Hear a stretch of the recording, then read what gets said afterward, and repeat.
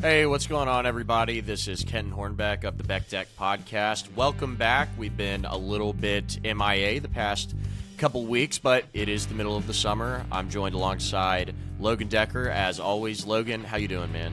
Doing great, man. Getting over a little sickness, but sounding and feeling much better today. I'm glad we were able to hop on and record this pod. And yeah, summer is a busy time for both of us, just between events in our life, and also it's a little bit slower time for some sports in general. So it's like we've said in the past, we'll get to delve into some different content, but we got some exciting stuff today over some things that we haven't been able to cover the past couple weeks, with some of them being very recent and some of them we wanted to discuss just because we missed it because we were out of town or doing different stuff. But how was your weekend, man? My weekend was pretty solid. My girlfriend's out of town. She's in New Orleans for the Pokemon National Championships, video game competition specifically.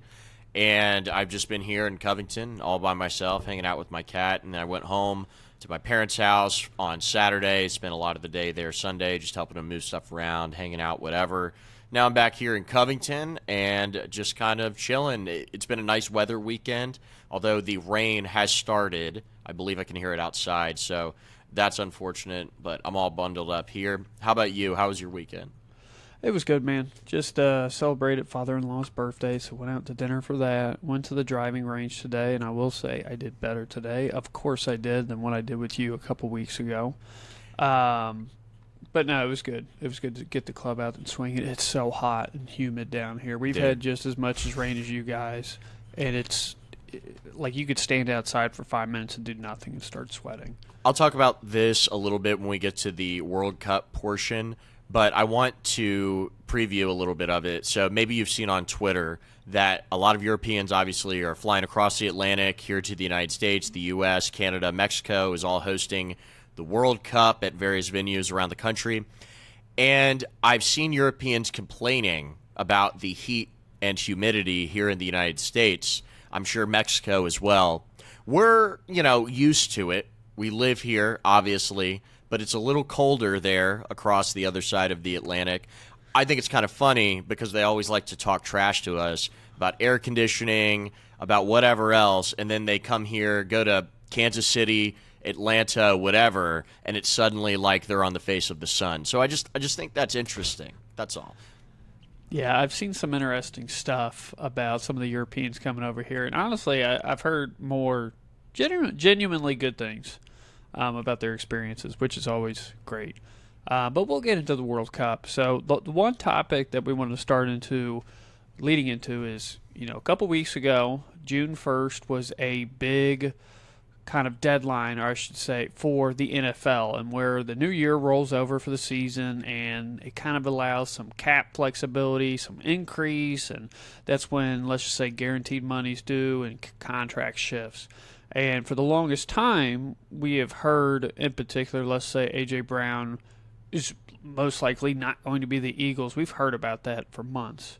And that is quite a big move. However, what came out of nowhere was arguably a much bigger move, and I want to lead off with that, was with the two-time NFL defensive MVP, Myles Garrett, from the Cleveland Browns, getting traded to the Los Angeles Rams. They got their Thanos already on their team. They had him in there.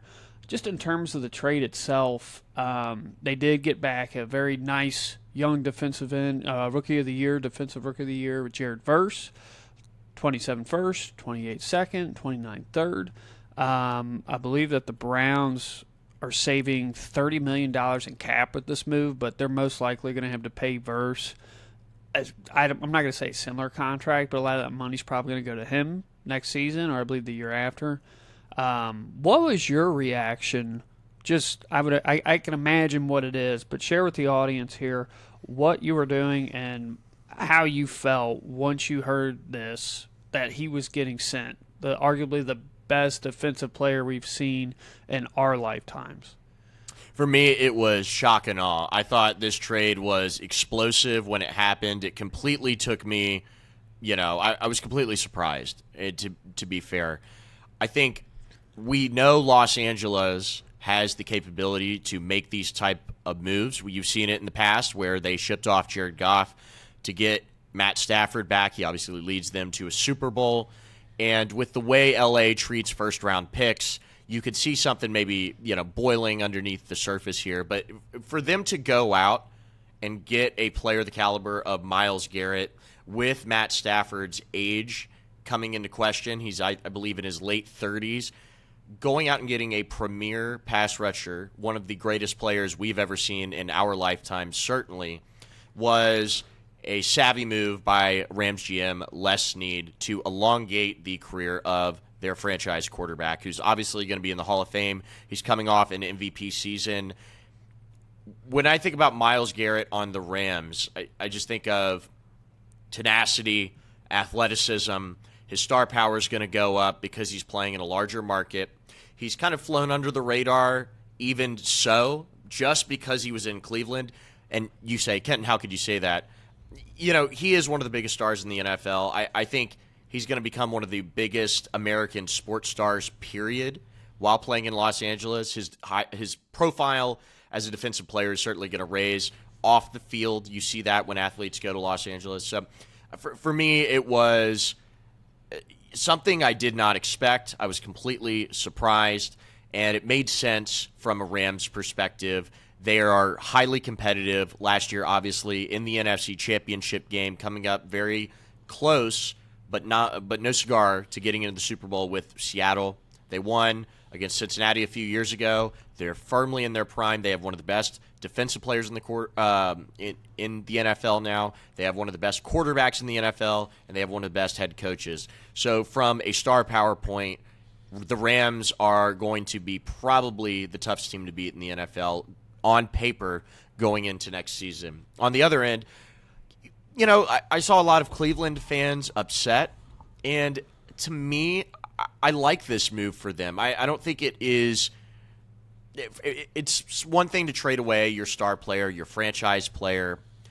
Maybe we've hit on this in the past, and I'm not saying Myles Garrett is overrated, but because he's certainly not. That's not the point I'm trying to make, but I think the way – people value the defensive end position specifically, it can be a little superfluous at times. You need guys to rush the quarterback, but I think Cleveland looked at their roster situation. They certainly don't believe they're going to be super competitive next year, although they do have a good defense. It would have been anchored by Myles Garrett, but they still have plenty of talent there. They thought, hey, we're going to move off him. We have Mason Graham, other guys we've recently drafted, and I think they thought the value they could get back for him was greater than their kind of ceiling for this year's defensive unit with him. Obviously, they would have been one of the best in the AFC North with him on the field. Now I think they're looking at a haul of draft capital. And on top of that, you get Jared Verse, who is obviously not as good as Myles Garrett, but he is a great defensive player within his own right. So you're not losing all of that production. You are getting a really good player back, maybe he's obviously got a cheaper contract and he's not as good, but he's certainly going to fill a void on their team. They're still going to have a good defense. Jared Verse is going to have a lot to prove, not that he's not a proven player, but he's going to be asked to do more, and I think it's a good move for both teams. It made sense for LA. It made sense for the Browns. I like this move on both ends. Even if Cleveland fans are upset, it feels like a typical Browns move, quote unquote, to move off this guy. I actually like the move from Andrew Berry. Their quarterback situation is one that is not conducive to winning the next year. So they need to focus on bolstering the roster around they're getting the offensive line right, getting the defensive line right, getting the defensive backfield right before they can get a quarterback and move on to being truly competitive, which is what I think they're doing here. What did you think about all of this? I honestly had a buddy of mine, an old colleague and a coworker of mine text me. He's like, "Oh, Myles Garrett got traded." I'm like, "You're lying to me, man." Like, I didn't believe him. And he sent a source. And I looked at the source, and it's, of course, how most of us get our sports news is through X, through Twitter. And I was Dove Kleiman? Yeah. And I was like, let me check it again. Like I straight up had to look at two different sources because I'm like, this came out of nowhere. And hey, it happened. It's for sure. It's not going back. Now that you've had a little bit more time, I do think this is a good. We'll have to see. This is a win-win on both sides. So let's take this from the Cleveland perspective first, and that before he got the contract extension, Myles Garrett went on national TV during the Super Bowl kind of lead up the weekend and be like, I don't want to be with the Cleveland Browns anymore. I want to go win a ring. I want to do this. So he's publicly basically demanding that something needs to happen. He's trying to gain some leverage. And then they were like, oh, here's all of this money. And he happily signed it. And for me, I was like, well, you can't really complain about wanting to be off the team if you just signed this contract. Not to cut you off, but for the record, this was not this year's Super Bowl. This was years past. This is Super the Bowl. years prior. So this will be technically his second year on this massive extension that he received. No, thank you for that clarification. With that being said, we don't know how much was still going on behind the scenes this past season. Maybe stuff was still being said and it just wasn't made public. But I think also that Cleveland has been slowly acquiring picks again the past couple seasons. And you've already mentioned with Mason Graham and their other edge defender, Alex Wright. Those guys are 25 years younger. And they were probably looking at, well, okay, they have this Shadur Sanders and they've got Watson, who I think most people would agree are probably neither one of those guys are the answer going forward. And this is supposedly a really good quarterback class coming in next year. They get the first. Maybe if they're not where they want to be, they can package something, move up, get their guy. But I think just from a timeline standpoint, you got Myles Garrett, who I believe is like 29, maybe going on to 30. It's like, well, by the time we get our potential franchise quarterback and get him going, he's going to be 32, 33 years old. Get Jared Verse, who's also, I believe, 25, and I'm like, wow, look at your starting defensive line. Everybody's 25 years and younger, and with this money you freed up, you can figure out, magic ways with the cap to potentially just keep. You're obviously going to side Verse. You're going to have to extend Alex Wright at some point, but they have a really good core on that defensive line, and it just makes sense from the franchise perspective because, hey, Deshaun Watson's been on the team forever, but there's potential that, hey, next year is the year that they could actually cut him. They're not going to get all that money back, but it's like, hey, each year that he's into this contract, it comes lower and lower and lower in terms of the cap hit. And then Shador is just an experiment just to see. At least that's what the vibes I'm getting from. They loaded up on wide receivers this past year. The year before that, they got two running backs with Kenton Judkins and the gentleman from Tennessee that I can't remember. But they are loading up in the skill positions department.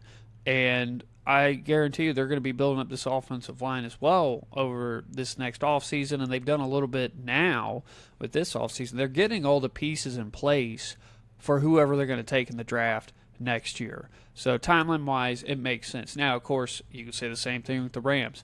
They're in a win-now mode. I guarantee you Seattle winning the Super Bowl last year, beating them in the playoffs, probably sent some ripples through that organization to say, this is too good of a roster not to win it. We're going to ensure that we get it. F them picks.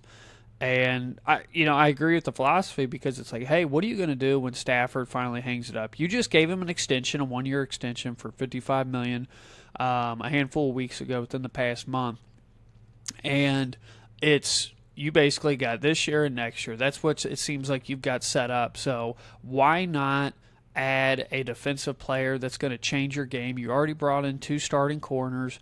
You've already got your offense set. With Garrett, let's say since 2017, he's first in sacks since coming in the league with 125.5. He's first in pressures. He's second in quarterback hits. He's first in tackles for losses, and he's third in forced fumbles. The guy has been dominant. Everybody knows that. But it wouldn't surprise me with Myles Garrett, who's had a relatively, unbarred injury history. I'm like, hey, this guy might be the record holder career-wise in several categories by the time it's all over. Why not bring him onto the team, shore up this defensive line, and then you're looking at let's say in your division by itself, Arizona Cardinals are the Arizona Cardinals. They're not ready for it. Seattle just got picked off by the vultures in the NFL, taking all these defensive pieces away from them. You think of Boye Mafe. You could think of Washington Commanders scooped a couple of them up. And then you got San Francisco, who is kind of, I think they're also in the moment with Seattle. They're like, oh shit, we're probably not going to be able to pull it off this year. I don't think the 49ers have the pieces, but they can't ever stay healthy. But you can't justify having somebody out just based on health that hasn't happened yet. But the Rams are hands down the most talented team right now in that division. That's for sure. You can contest NFC or AFC. They probably are the betting favorites right now. I haven't looked at it since the trade, but it's, and in combination as well is that they bring in Myles Garrett, but they got Kobe Turner, they got Poona Ford, they got Braden Frisk. They already got some other pieces on there, and this could lead to some increase, obviously, productivity with those guys as well. Kobe Turner has had more sacks being with the Rams than Jared Verse has. So you could make the argument, depending on how you look at it, it's like, yeah, Jared Verse is really nice, and I think he's a more complete player than Kobe Turner, but I'm like, in terms of a sack production, Kobe Turner, you might have kept the guy you wanted to in this trade deal. So I like this move for both. I still can't believe it happened, which makes me think that there's something going on in the background that might have pushed the edge here. I was thinking with the Rams selecting Ty Simpson, quarterback out of Alabama, in the first round of this year's draft, that obviously they're going to groom him behind Matthew Stafford to be the quarterback of the future. At least that's what they say publicly. I think with that move, you kind of see, okay, they're starting to plan for the future. We need to go all in right now. It didn't make sense to a lot of analysts. They went ahead and selected a quarterback in the first round when you were so thoroughly in win-now mode, and not only you were a few plays away from making this year's Super Bowl and probably being the favorite to win it, because we saw how New England performed. I would imagine a veteran team like LA would have done much better in that game against New England. Not better than the Seahawks, but they would have been favored. So to me, when people were criticizing the selection of Ty Simpson in the first round by Les Snead and Sean McVay, they obviously already were thinking, hey, we have something maybe in place to go get a dynamic superstar like Myles Garrett. The other thing I want to mention, and this may be a little bit of Twitter fodder, but I'm sure we've seen the workout videos, one of the greatest defensive players of all time, Aaron Donald, is considering coming out of retirement and playing for the Rams. Now, I don't know if he's going to be doing this actually. This is kind of rumored at this point, but I would not be shocked if it did happen. We don't know what kind of impact he's going to have, and I don't think he'll be a scrub. That's not what I'm saying, no impact, but we don't know how they're going to use him in a rotation. Obviously, he's a little bit older, but he did retire early in his career. I think he thought at that point in time he'd accomplished enough to comfortably retire from football and be this legend, but now he sees the Rams are gearing back up. He still feels like he might have more to give to the organization. He played all of his years in his career with that organization.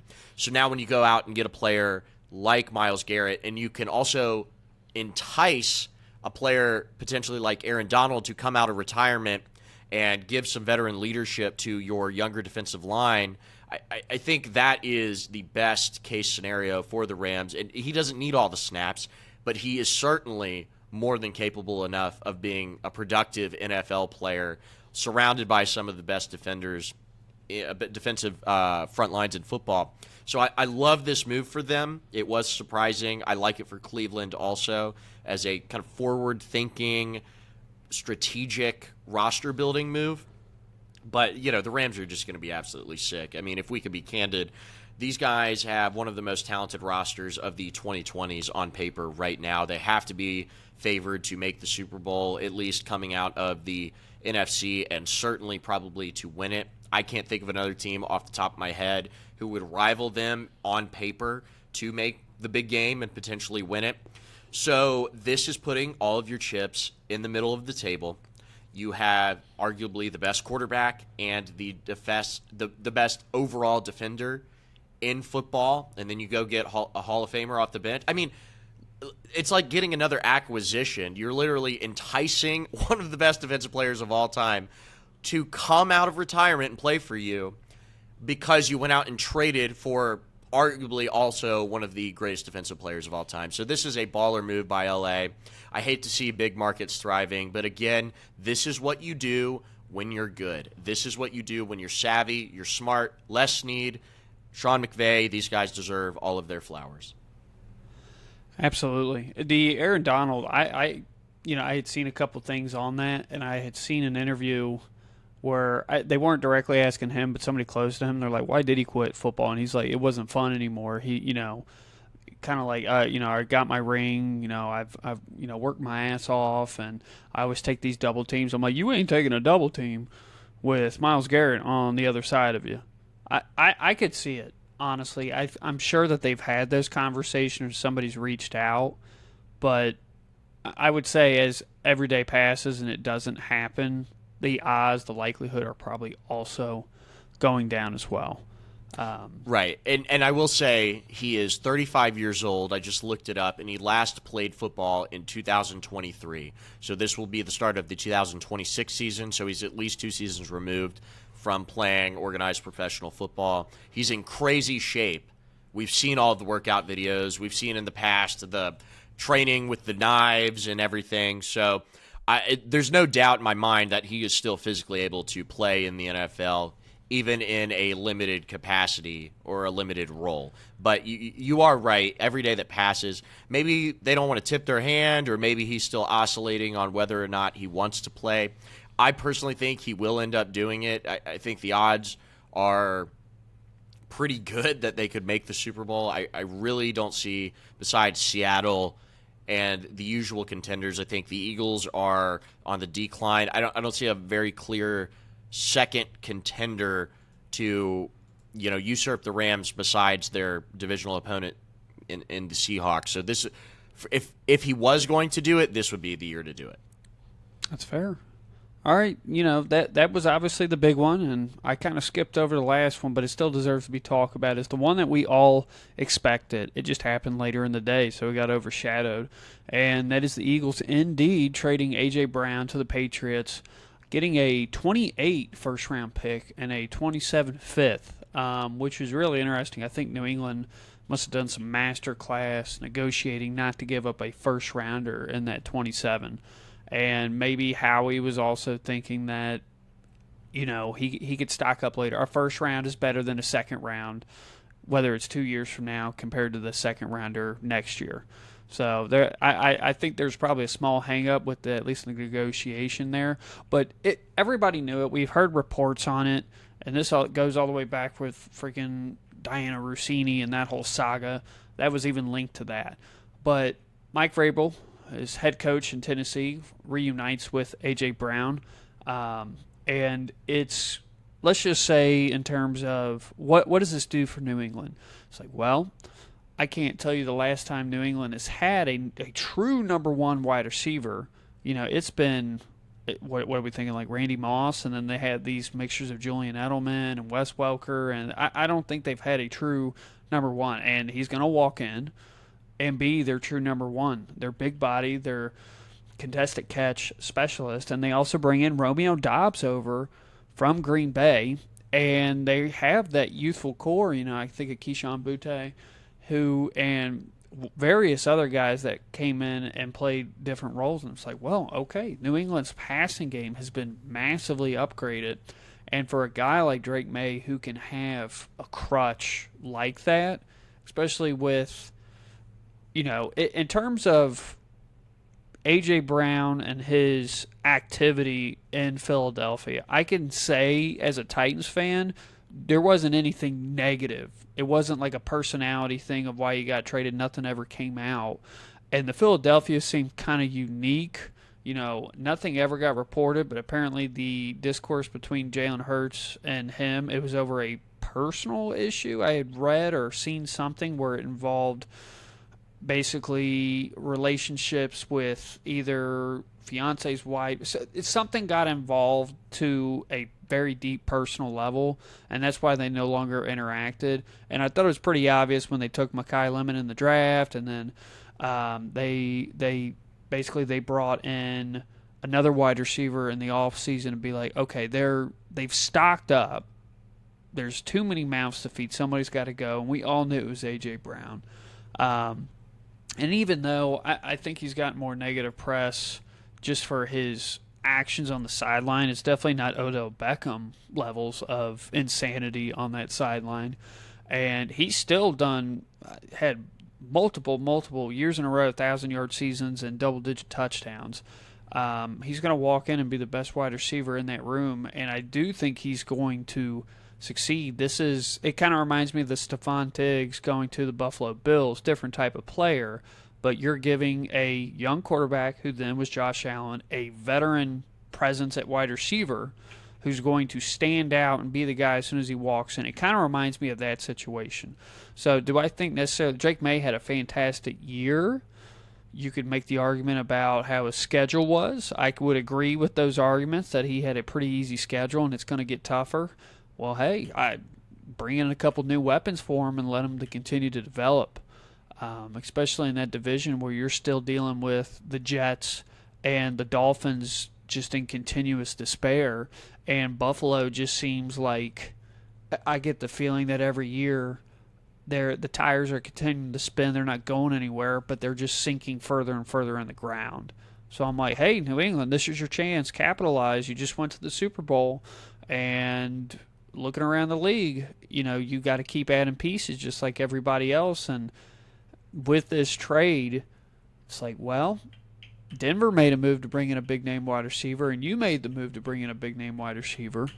And we're still waiting for some other teams potentially. What does the Ravens look like with a new head coach? How ready is Patrick Mahomes? So I think this is a move that was necessary. It's not surprising, but it's one of those things where you have to actively try to get better every year, and I think New England took a big step with this trade. I'm right there with you. I mean, we all knew this was going to happen. It was a question of if, not, or, well, whatever. It was going to happen. So, yeah, I think New England desperately needed a better wide receiver than Stephon Diggs on the roster. Stephon Diggs flamed out. He's a little older. He's also got a reputation of being a diva. A.J. Brown, I think, is not nearly the character issue, not even close, that Stephon Diggs was. When you go out and get a player like A.J. Brown, it immediately makes your offense more dynamic. They have young guys like Travion Henderson who are pretty good players that you can lean on to, take some of the load off Drake May. But in the passing game, I think he performed arguably better than expected with lower than average weapons. Now you go out and give him a great weapon, one of the best weapons in the NFL, a consensus top 2 round fantasy pick. I think he is going to unlock something for May, at least in the passing game, and also give him a security blanket of sorts to, bail him out. Now, I think with A.J. Brown's relationships at the Philadelphia Eagles, I don't, like you said, with the Titans, it felt like, hey, I want to get out of here and go to a winner, essentially. I felt like correct me if I'm wrong, but I felt like the narrative around that move was that he was not content with the roster situation. I think he kind of saw the writing on the wall and wanted to move on to a team who was more likely to compete. Is that more right, or? It is. There was part of that conversation, but the issue was with our GM at the time, John Robinson, and Mike Vrabel were at odds over it. Well, here's what it was. It wasn't necessarily, he might have mentioned that out there, but it was in the contract negotiation. And basically, he had asked for, at the time, I want to say 25 to 28 million. Our GM, John Robinson, said, no, I don't want to pay you that much. And Mike Vrabel was like, no, I need him on the team. And John Robinson shipped him out, and that's why they took Treylon Burks with that first pick. Yeah. Because they were like, oh, we can just do a 1-for-1. Doesn't work like that. But that was the reason. It was money. That was the big thing. So now he's been traded twice in his career. Even if the first one, the rationale was a little more benign, this one was more heavily reported on. It was a little more, there was more fractures in the locker room. Obviously, he had issues with quarterback Jalen Hurts, and you could see that playing out on the sideline of Eagles games. You could also just go on any Eagles fan their Twitter accounts and see how they were speaking about the situation. So the reason I bring that up is no matter what happened with the Titans trade, there is starting to be a trail here. He's not the level of diva as Odell Beckham Jr. He's not the problem like Tyreek Hill or Stephon Diggs where they're just in legal hell. But I do worry that if he doesn't perform, not necessarily on him, but if the Patriots regress this year, and I think there is a likely chance they could regress, not that they won't make the playoffs, but I don't believe they're going to be the best team in the AFC, that this could begin to go sideways. And I know Mike Vrabel and him are cool, and they like each other, and they have experience. I don't even know if it's going to be like that. I think if you get into year 2 of this thing and there's going to be some discontent, he could start sending subliminal messages, let's say. I wouldn't put it past him. But that's all projection. I think in the current state of the Patriots, A.J. Brown is going to be a heavy contributor. I expect 1,000 yards. I expect 5+ touchdowns. Him to be a good fantasy player. I expect Drake May to beef up some of his passing stats, even if the schedule is getting harder. This makes the Patriots more of a legitimized threat than last year, where it felt kind of like this, whimsical, they didn't play anybody, but they're still good. Are we sure if they're real or not? And they ended up being decently real. I still think there's a lot of questions marks about the team, and I think this alleviates some of the question marks because that wide receiver room before this trade was not looking very good. Yeah, and I'm looking at the stats so far, and maybe I wouldn't say New England is not a pass-happy offense, but in terms of where he's been, you've already mentioned, hey, Tennessee, Philadelphia, this will be his third team. Tennessee is not known for being a pass-heavy team. And Philadelphia, when he first came in those 2 years, 22 and 23, he played all 17 games. He had over 145 targets in each season, and he had almost 1,500 yards in back-to-back seasons, 11 touchdowns, 7 touchdowns. And the following 2 seasons definitely change in offensive coordinators and the style of the offense. Targets go significantly down. He only had 1,000 yards in each season, 7 touchdowns in each season. I'm thinking that depending on, especially how this division goes with the Bills and how many different, basically, shootouts they're going to be in, because when New England is going to struggle, they're going to let Drake May rip the ball. Like, that is kind of their first, that's their go-to when they're struggling. Whereas if it's Philadelphia, especially since they've had Saquon, it's to, it's a pound of dust that's in the wind. They want to do the ground and pound. And Tennessee, they had Derrick Henry. So A.J. Brown was never in a pass-first offense. In New England, there is potential. They are going to do a balanced attack, but I'm like, even with that, he might be in the heaviest pass attack he's ever had in his entire career. So I still think, because I've always been a fan of his, regardless of the antics and whatnot on the sideline, not even notable, to be honest with you. He's reading a book. Like, that's what you got to see. He wasn't doing anything wild. But he has the potential, I think, to have a little bit of a resurgence to where it's like maybe we see him back at that 13, 14, 1,500 yards. Maybe he's near the double-digit touchdowns again in this new system, with especially when you got your offensive coordinator is McDaniels, who's worked with so many phenomenal receivers. And this will unlock a new, basically, pathway in the offense for them. So I think this is a good matchup. I'm excited to see what they do. But I think this is going to be, once again, I said on the other trade between the Rams and the Browns, this will be a good trade. Those trades, you actually see 2 players getting exchanged, so you can see it immediately. And we're going to have to wait for the Philadelphia side of it, but I don't doubt Howie Roseman is not going to do something with those picks. So I trust in him as a GM more than probably 30 other GMs in the league. And I'm going to say, hey, this is probably a win-win for both sides. And I just want to speak a little bit on the Eagles side of this. I would be excited if I was a person targeting Devontae Smith in a fantasy draft. Now, obviously, the limitations of Jalen Hurts will still play a factor in the Eagles' offense next year. We don't need to do the whole spiel on Jalen Hurts, but he's a ball control, efficiency type quarterback who takes limited chances throughout the game. And I think A.J. Brown succeeded in Philadelphia, despite the nature of, his play style, not A.J.'s, but Jalen's. And Jalen is a good quarterback.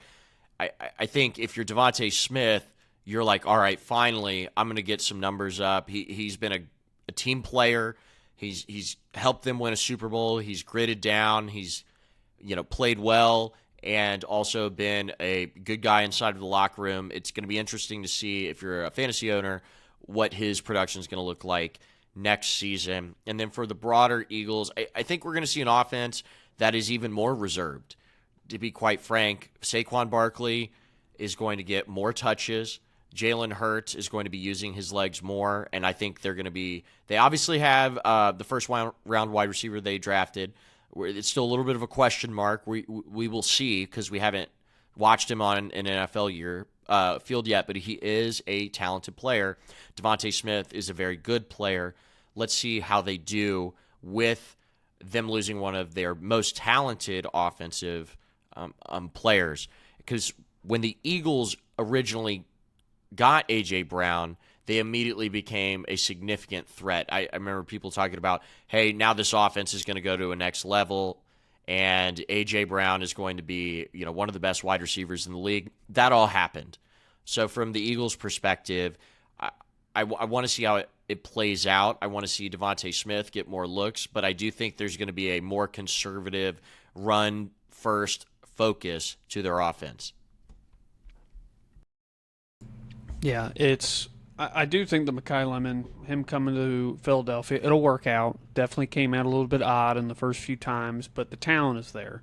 And like you said, Devontae Smith is still there, in his entire career at Alabama, coming into Philadelphia before A.J. Brown got there, an extremely productive wide receiver. A.J. Brown is just a different physical animal with this. So that piece is gone, but Philadelphia is going to be just fine. They're going to be just fine offensively. Like you said, what is the main factor? It's really I don't want to say it's just Jalen Hurts, but it's like, okay, that offensive line is another year older. Do they hold up? Can you keep the run game going? Because if you can do that, Jalen Hurts is going to do awesome. If you put too much on Hurts' shoulders, that's when you start to see the memes and people start really dragging him. I don't have a problem with Jalen Hurts. I think he's a good quarterback, but he doesn't do anything, I think, like exceptional. Like, I've never seen him do something where I was like, wow, jaw to the floor, like I'm watching Josh Allen or Lamar Jackson or Joe Burrow, any one of those guys on that list. I think the closest I came to is when I'm watching Hurts run the ball. That's probably the closest I've came to it, when I'm like, wow, he's got really good vision. He takes off. He's much quicker than he looks. I have never seen it with his arm where I was like, I'm very impressed with either the power on it. He does have some nice sideline, in terms of accuracy, trying to get to the sideline there or the edge of the end zone. I will give him that, but he's very much a tempo quarterback. That being said, unless you have something that you want to go on, I want to talk about history that occurred last night. On the 13th, last night, Game 5 of the NBA Finals occurred, and we got to see a city that has been so deprived of a championship in any sport, but specifically with their basketball team, which they love the most. The New York Knicks have won against the Spurs 4-1, and we've all seen the videos probably by now of people jumping on the bus, lighting stuff on fire. We knew this was going to happen. Just imagine if this would have happened in New York, not in San Antonio. If the team had won there, it would have been even more chaos. But kudos to the Knicks. They had a phenomenal run. They had not won one since 1973. They did win one in 1970, and of course, this year. So they have a third trophy to add to their cabinet. But talking about the run that they went on, they start off with the Hawks, win 4-2 series. They sweep the Sixers. They sweep the Cavs, and they beat the Spurs 4-1. And this was a team that I did it 2 times myself, and I'm sure some other people did as well. As you made a mistake by turning off the TV and thinking the game was over, and then you recheck it on your phone and you're like, oh shit, the Knicks have made a comeback. And this happens every single time, just all these playoff series. You could not turn the Knicks off the TV. You felt like something was special. And we talked about it on our last pod, how we were talking about the matchups, and I made the comment, I'm like, man, I'm looking at this Knicks roster, and I'm like, they are very, very deep, and talking about the stats with how different guys are, like OG, and how they're guarding Wemby, and how effective they can be, and it was a fun playoff to watch, even as a casual fan. That being said, I don't want to go directly into the storylines, but what's your thoughts? Just opening gates to the Knicks winning the championship. Just give me the overall view. I'm happy for the Knicks team specifically, all the players and the coaching staff. I think those guys are hard-nosed. They are veteran players. They are professionals. They play the game really gritty. They play it in a unique style. It almost feels old school. I know people were talking about Jalen Brunson foul baiting and being a mini Shea or whatever. That didn't happen. Jalen Brunson played really well, ended up getting a Finals MVP, one of the most underrated NBA superstars of all time, and I still believe he won't be properly rated even after this championship because there's still going to be people dinging him for his size. But as a basketball player, I think Jalen Brunson proved so many analysts wrong. He proved so many fans wrong. And it was very satisfying to watch a player who, for all intents and purposes, seems like a really great guy. And he is a really stoic leader in that locker room. There's a lot of personalities in that locker room. You got guys like Mitchell Robinson, and Karl Anthony Towns, who both really stepped up in their own ways throughout these finals and the playoff run as a whole. So I'm happy for the Knicks. I'm actually happy for Knicks coach Mike Brown, who has been a NBA coach for a long time. He got hired at the beginning of this season after the Knicks let go of longtime head coach Tom Thibodeau, who was kind of a defensive-minded hard ass, grind it out kind of dude. So Mike Brown famously went to the finals coaching the 2006-07 Cleveland Cavaliers team with LeBron, who got swept by not these San Antonio Spurs, but the San Antonio Spurs. So he's been around the league for a long time. He's finally got a chance. I know he coached I believe, correct me if I'm wrong, but he coached the Light the Beam Sacramento Kings. So it was really nice to see him finally, as a veteran NBA coach and a guy who players seem to really like, get that championship. I thought, other than that, let's zoom out a little bit.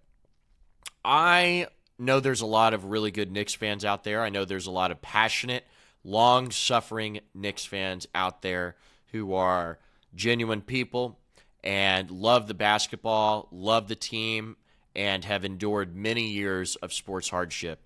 And for those fans, I want to say congratulations. You guys earned this. I'm stoked for you. Celebrate this and enjoy it. But for other Knicks fans that we have seen on social media, and I don't want to paint I don't want to paint with a broad brush, but it feels very Philadelphia Eagles coded right now. With all of the celebrities and then all of the antics I've seen on social media, obviously, I'm not the morality police. I am not the fan base police. If the Reds won a World Series, I go crazy. But, man, we've seen some really tasteless stuff from the Knicks throughout Knicks fans. Not all Knicks fans, but some Knicks fans throughout this series. I saw a video of Wemby getting hit in the back of the head with an egg. I've seen people wearing Spurs jerseys walking down Manhattan and getting assaulted by Knicks fans, getting grouped up on and assaulted. It's trashy.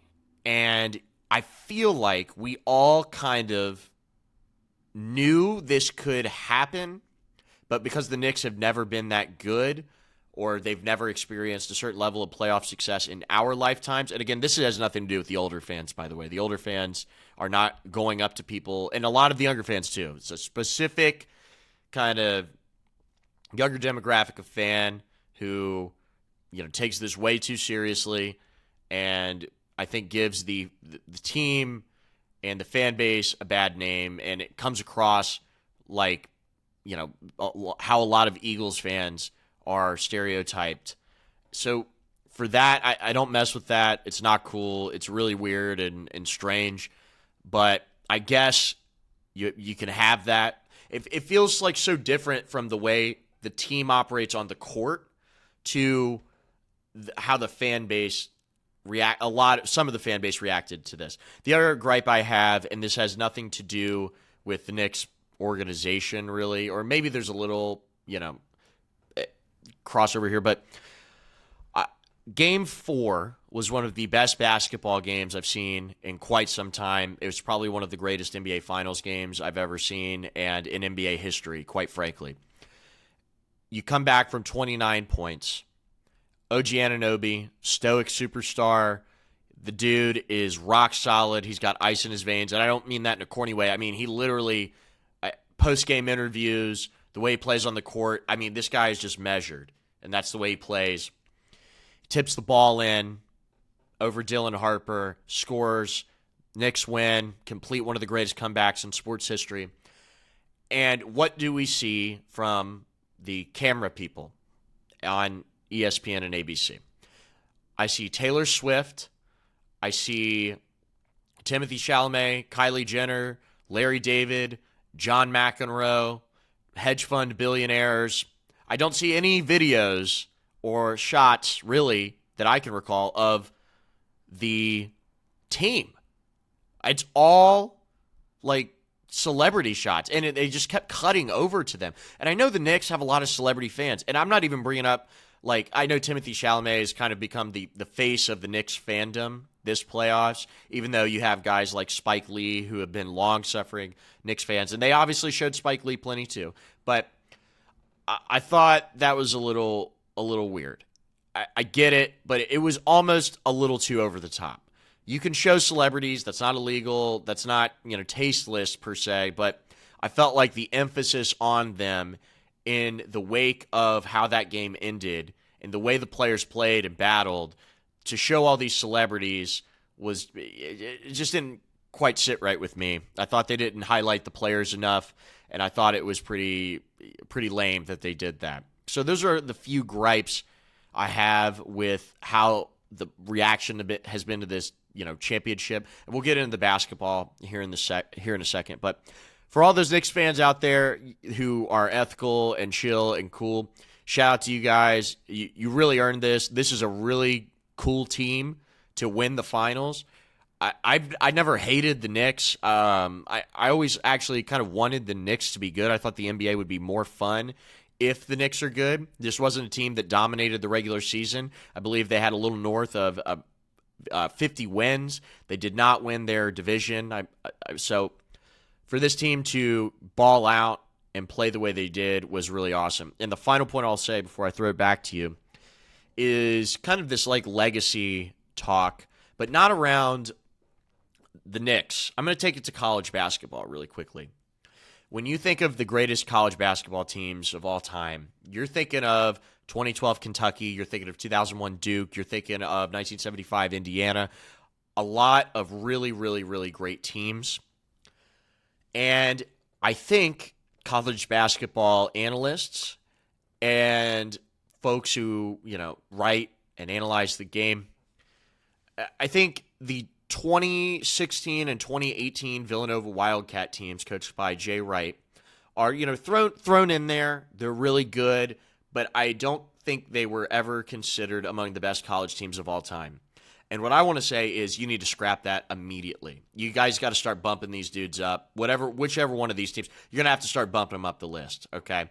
Because this Knicks championship, anchored by Jalen Brunson, who won 2 national championships at Villanova, was the consensus College Player of the Year in 2018. You have Mikal Bridges.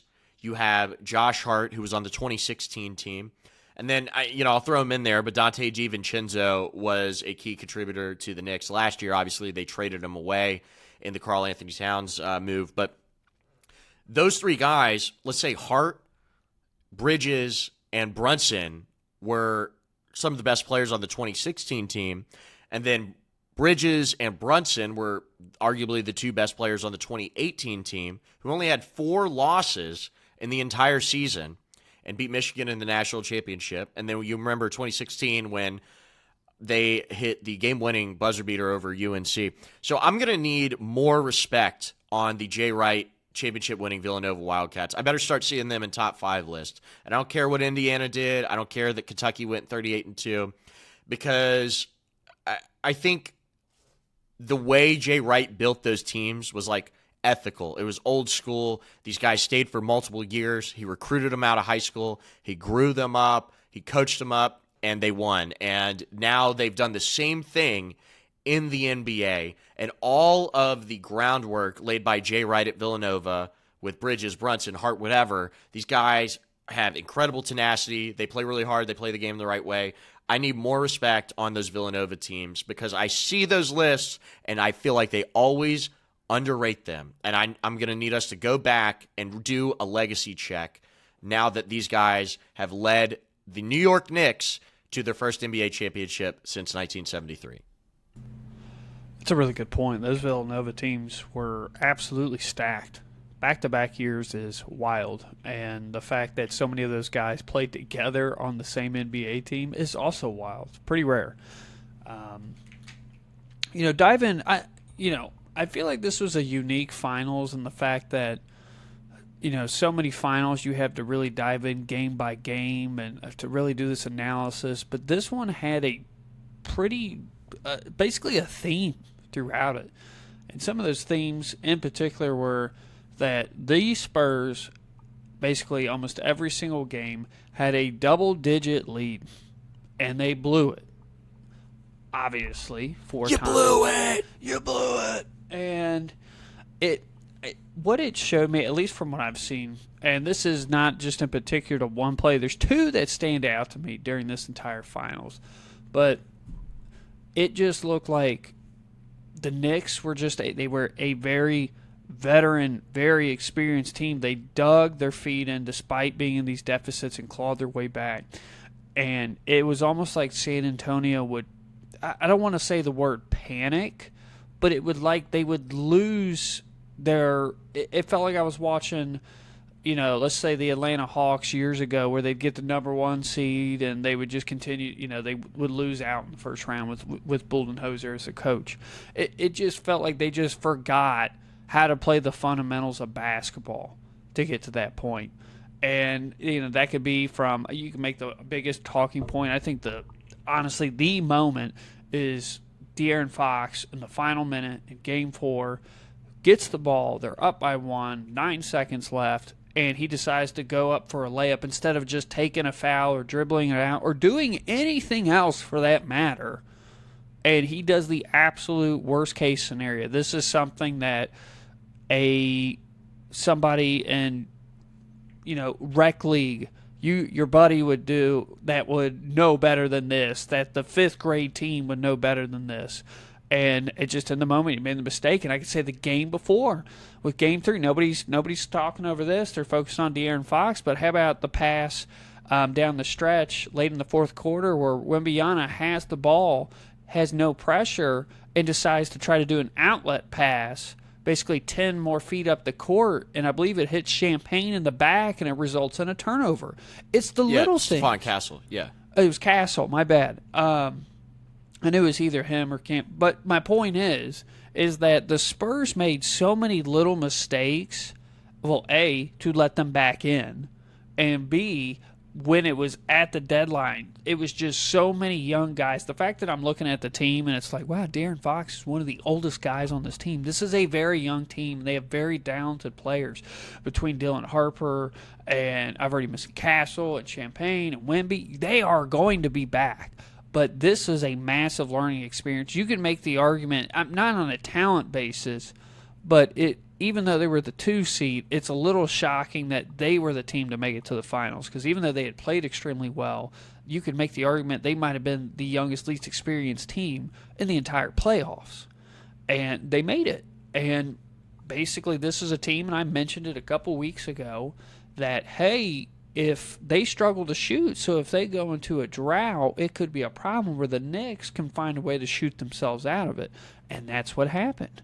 And not only that, but the Knicks had just had so many different guys who could score at different levels and could put pressure on Wemby at different places on the court.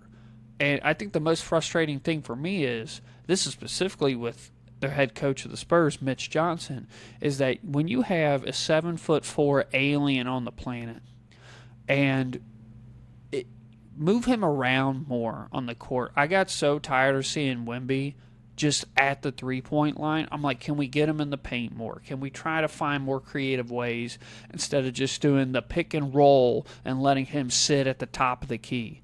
It was just so frustrating where I felt like they were not using their best player correctly, and also Wemby playing like he wasn't the best player on his team.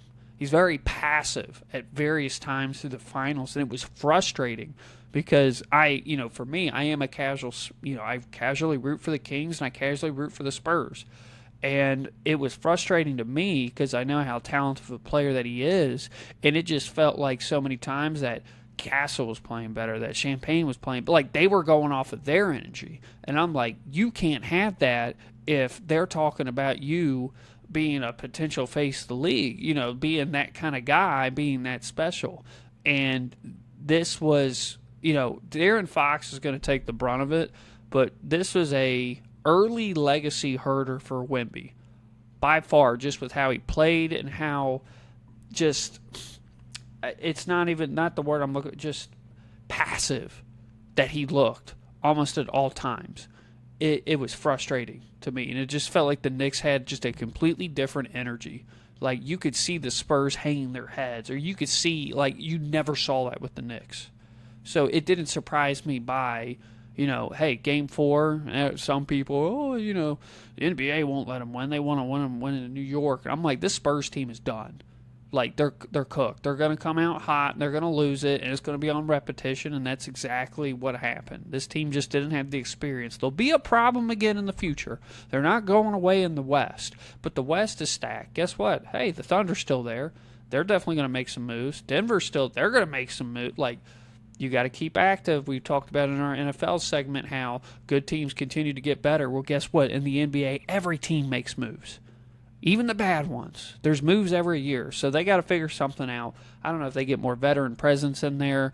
I like the young group of guys, and I think you keep the core together.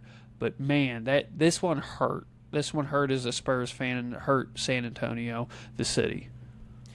I want to pick up on something you mentioned about Wemby looking passive, and somebody I was talking to earlier today actually brought this up.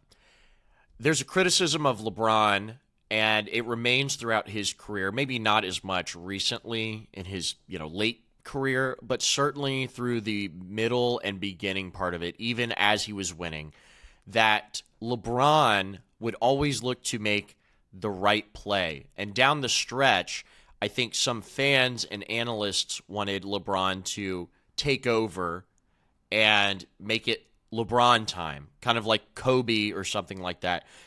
You're the best player on the court. Take the ball, go score. Instead, LeBron would always try to make the right basketball play, even if it wasn't the play they needed at that moment in time. So driving into the lane and kicking out to the corner. Even if they've had instances in the past, like the Damon Jones Cavalier shot earlier in his career, where it did work out, people thought LeBron was so overwhelmingly talented that he needed to be taking those shots instead of deferring or just trying to play the right brand of basketball in these critical moments.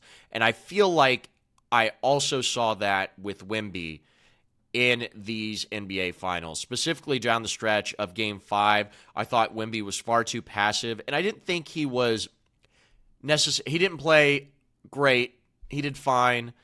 He did come up short, though, this finals, and I'll kind of talk about that a little bit here in a second. But I thought there were instances of him getting into the lane, kicking it out, and it's like, man, you're the best player on the floor. Or maybe, honestly, he was the second best player on the floor behind Jalen Brunson. Jalen Brunson was the best player on the floor in this series, in my opinion. But I thought that he looked to make the right play and not take over the game when they needed him to. And maybe that's not his play style, and that's fine.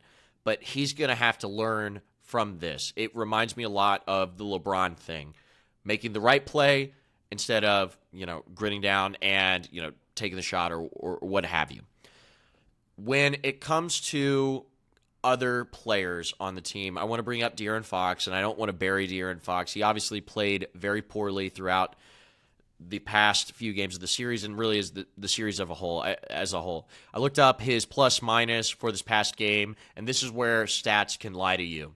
He had a +1 in Game 5 of the NBA Finals for, plus-minus, but he shot, let me find it here, he shot 3 for 15 from the field, and he was 1 for 8 from 3. So he played objectively terrible, and yet he finished with a +1. So I just think that's a little interesting. But anyway, you brought up his mental folly in Game 4, where he should have, instead of trying to make a layup when they were up 1, making that layup would have only put you up 3, so the Knicks are still within 1 possession. Instead of him burning some clock, wasting some time, taking the foul, shooting some free throws, he let the Knicks off the hook. The Knicks made a fantastic defensive play to get back in this game, and that just goes the credit to the Knicks for playing like that in the series. But I don't want to roast him over the coals like any more than Twitter and Instagram, basketball, YouTube, whatever already has.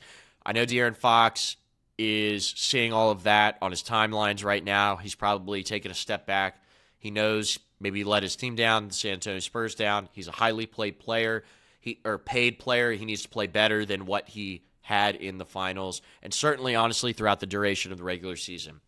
It's unclear to me that you can win an NBA Finals with De'Aaron Fox being your second best player on paper. I think Dylan Harper is better than De'Aaron Fox, and you're going to see those minutes and Mitch Johnson and the San Antonio front office kind of shake that up moving forward. But I want to talk about him for a second.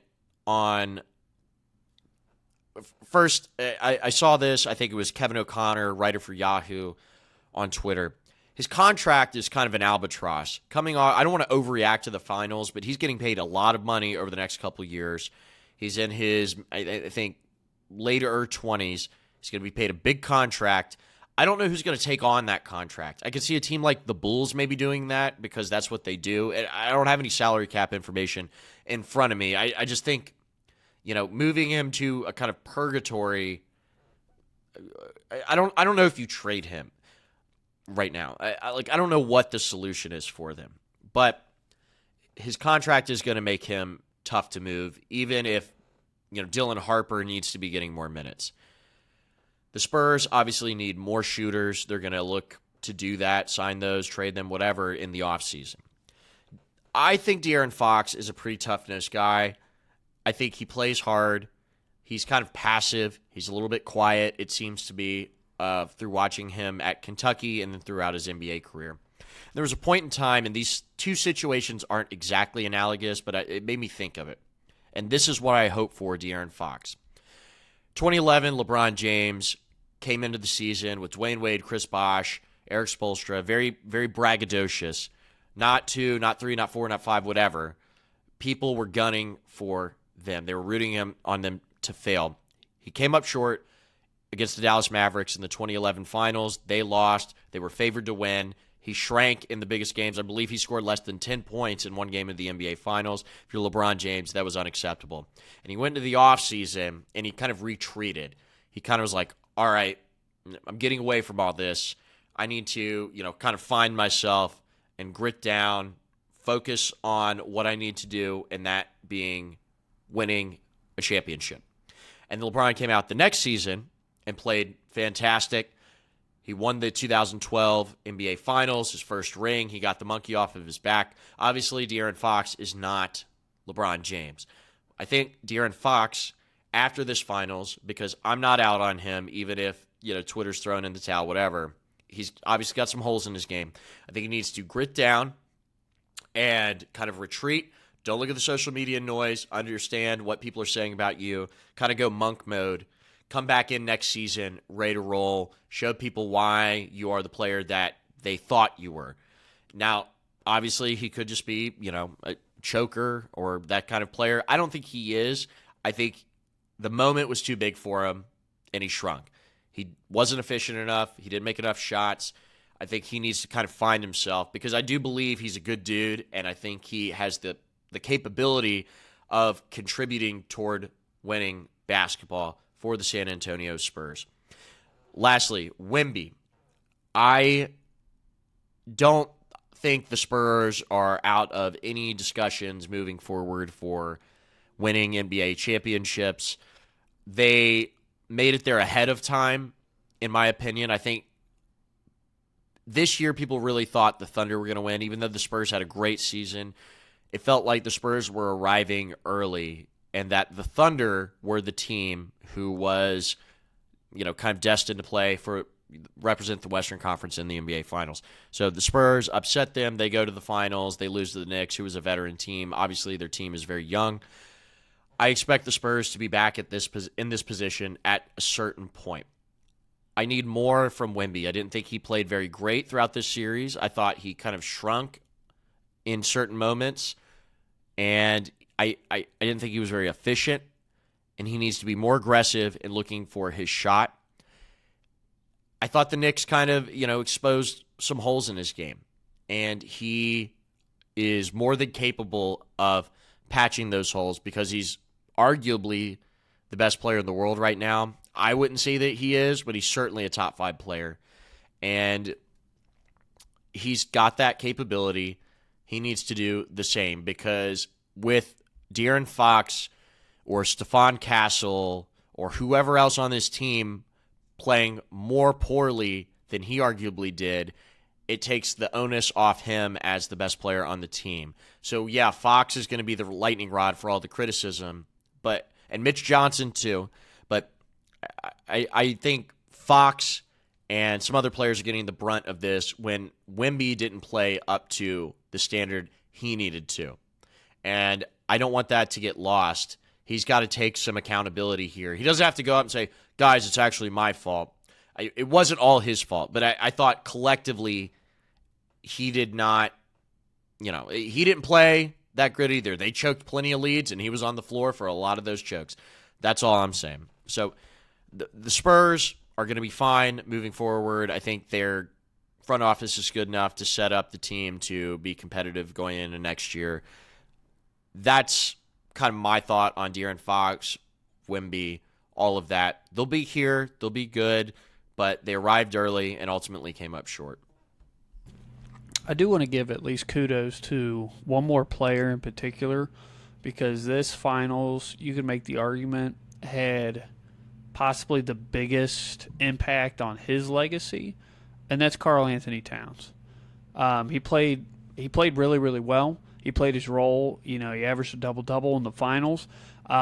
He gets kind of clowned on a lot for, let's say, the emotions that he shows on the floor. But, man, you want to talk about a guy that was getting into Wemby and definitely playing some mind games and playing emotions. He'll make a dunk on him. He'll get in his face. He'll yell. Cat was doing extremely well. In fact, if you want to look at the stats in terms of plus minus, he had the highest out of anybody in the finals. He's been a highly touted player that obviously came out of Kentucky, and he went to the T-Wolves, and there were moments where people really thought, like, okay, he might be one of those guys that's coming in potentially, taking over the league. He was kind of in the same conversations early on, I remember, with, like, Giannis, and that, like, he's going to be a dominant. And I don't want to say his legacy did kind of take a hit after the Minnesota, just with their, let's say, lack of just achievement with that. And then he goes over to the Knicks. And the Knicks, just as an organization as a whole, we've already talked about Mike Brown, a longtime coach that finally gets his first championship as a head coach. He has 4 as an assistant head coach. But the Knicks just assembling this roster, and a lot of this is with pieces that they just pulled from other places with trades, and that's OG Anunoby, who came from Toronto. You had Cat, already mentioned, coming from Minnesota. Bridges has been a phenomenal player for him. Josh Hart, like this, Jose Alvarado, Mitchell Robinson, Jordan Clarkson, Landry Shamet. They had so many guys that were contributing. You could tell when the Spurs were on their second unit and the Knicks, it felt like they could count on their second unit to be more consistent. And I think that also showed if you watch so many various games of how many bench, points coming off the bench that they're getting. The Knicks just had a really solid team with a lot of guys that have been in the league for a while who have come from different places, and this is a extremely happy ending for the Knicks. Obviously, they won the championship, but there's a lot of players here that their memory, obviously, with any finals, win that you're going to have, you're going to be remembered different. But this is a big turnaround for some guys, in particular, like I said, with Karl Anthony Towns, who was one of the premier players and has now willingly accepted a secondary role and has played a vital part of it as well, whereas you have Brunson, who is, like you said, the stoic, the level guy, and it feels like Cat was he was definitely the emotion on the team. And you need a guy like that, and I could see certain points of the game in various games that he was the one that's stepping up to Wemby. Him and Mitchell Robinson were saying, what are you going to do about it? We're here all night. So kudos to Cat. I don't know if you got anybody in particular you want to shout out on the Knicks team for their achievement, but Cat is mine. I want to give a shout out to 2 guys in particular. Jose Alvarado, kind of defensive-minded guard who played for the Pelicans for a long time. I believe he's actually from New York City. But he had some key moments in the finals and throughout the playoffs as kind of a bench guy, energy guy, defender. And I want to give a shout out to him. Landry Shamet from Kansas City, Missouri. Landry Shamet's bounced around the league. He's been a solid player on some pretty decent teams throughout his career thus far. I think he probably beat the odds making the NBA a little bit. He was not a highly touted recruit. He went to Wichita State. So it's good to see him finally play a role on a serious contending team that wasn't the Clippers and end up getting his due. So those 2 guys I want to give a shout out. Also, I guess shout out to Tyler Kolek. I hope he learned how to read. And then finally, Josh Hart, who is one of my favorite players that isn't necessarily a star. And I feel like that's a fashionable thing to say now about Josh Hart. But I feel like he's really well-liked, well-respected throughout the league. He played for the Pelicans, played for the Blazers, played for the Lakers. Now he's found his home here at the Knicks as a really, really, really good glue guy, a team leader, a floor leader, a guy that plays very hard, can hit big shots, isn't afraid of the big moment. And I think he deserves a lot of credit for helping pull together this, team. And then you even got guys like Mitchell Robinson, who's a little more, I'll say, unorthodox. He's a big guy. He is a player that did not play college basketball. He's been in the league, surprisingly, for a long time, second-round pick. And he's kind of hot and cold, and he's always got a lot of talent. He was a 5-star recruit. He was committed to Western, and he never really found any significant star-type role he could fit into because maybe that wasn't the type of player he was, but he's found a home in New York, and the Knicks have grown him into a really good backup center who has a lot of energy and is beloved by the fans. So shout out to him too. All of those guys. I mean, I really like this Knicks team. It's going to be fun to remember them as the kind of plucky underdog team who won the NBA Finals and broke the New York curse. Because the last thing I'll say, you mentioned this earlier about New York teams winning a championship. Obviously, I think the last team before the Knicks to go to the championship was the Yankees a couple years ago, losing to the Dodgers in 5 games. I do not believe a New York team has won a championship since, obviously the Knicks team, but since 2009 when the Yankees won. Because the Giants won in actually, strike that. The Giants, New York Giants, 2011 Giants were the last team to win. Then you had the Yankees in 2009, then 2007 Yankees. From 2011 to 2026, there was nary a team in New York to win a championship. And it certainly is not the Mets and certainly not the Jets. So shout out to the Knicks for stepping up to the plate. And I'm not going to give this guy any credit, James Dolan, but I guess he did end up finally getting his ring, which, I mean, good for you, buddy. Pablo Torre reported that he's running a surveillance state inside his arena.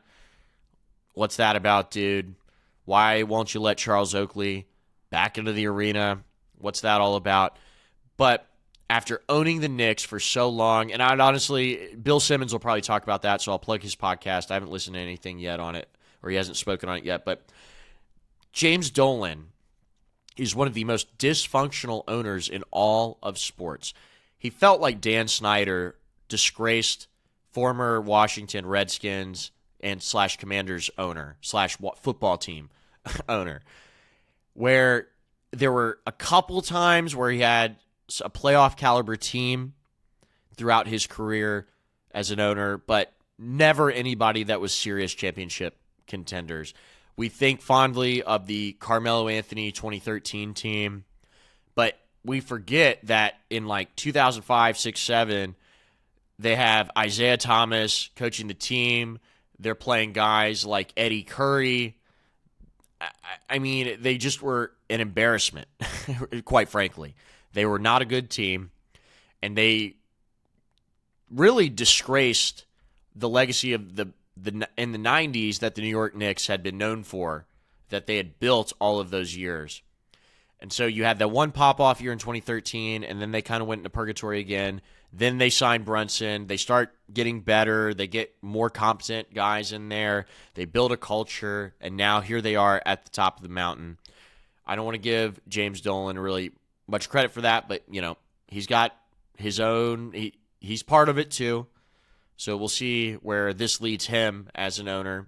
But all in all, even though there's some elements to the Knicks win that are less than ideal, I would say that the team, the franchise, deserves a lot of credit. It's cool to see New York basketball at the top of the mountain. So that's really all I have to say. Yeah, I agree. It is cool to see a different team kind of come out of nowhere. Did not have the expectations coming in, and they ran the table, and they look good doing it. Let me throw this at you, and this doesn't really have anything to do with the Knicks. We'll take a quick detour here, but I'm sure you've seen the graphics of the championship winners year by year. Mm-hmm. Have you seen those graphics? So since I think the Raptors won in 2018-19, it was like the Raptors, the Lakers won the bubble championship. Then you had the Bucks. I believe it was the Warriors. And then the Nuggets, Celtics, Thunder, Knicks.